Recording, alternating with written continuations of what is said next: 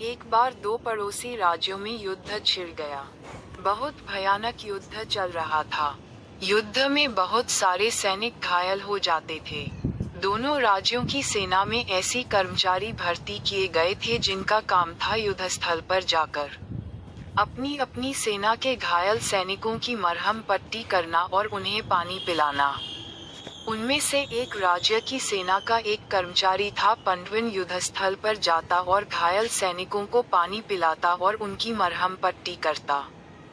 उसे जो भी घायल सैनिक नजर आता, चाहे वह उसकी अपनी सेना का हो या विरोधी राज्य की सेना का हो, उसकी सेवा करता।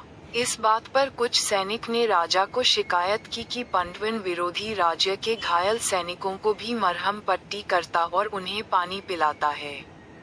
राजा ने उसे तुरंत बुलाया और उससे पूछा, पंडविन, तुम्हें घायल सैनिक की सेवा के लिए रखा गया है, किंतु तुम तो विरोधी राज्य के सेना के घायल सैनिकों को भी सेवा कर रहे हो। ऐसा क्यों? पंडविन बोला, महाराज, मेरा कर्म है कि मैं घायलों की सेवा करूं। मैं जब युद्ध स्थल पर जाता हूं तो मुझे सिर्फ दर्द से कहारते घायल मानव नजर आते हैं। मुझे उनमें अपना या विरोधी नजर नहीं आता है। मुझे सिर्फ अपना कर्म याद रहता है, इसलिए मैं हर घायल की सेवा करता हूँ। पंडविन की बात सुनकर राजा ने उसे गले से लगा लिया और कहा, पंडविन, तुम सच्चे सेवक हो।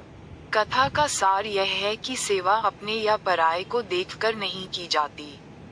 जिस सेवा में पक्षपात हो वह सेवा नहीं होती।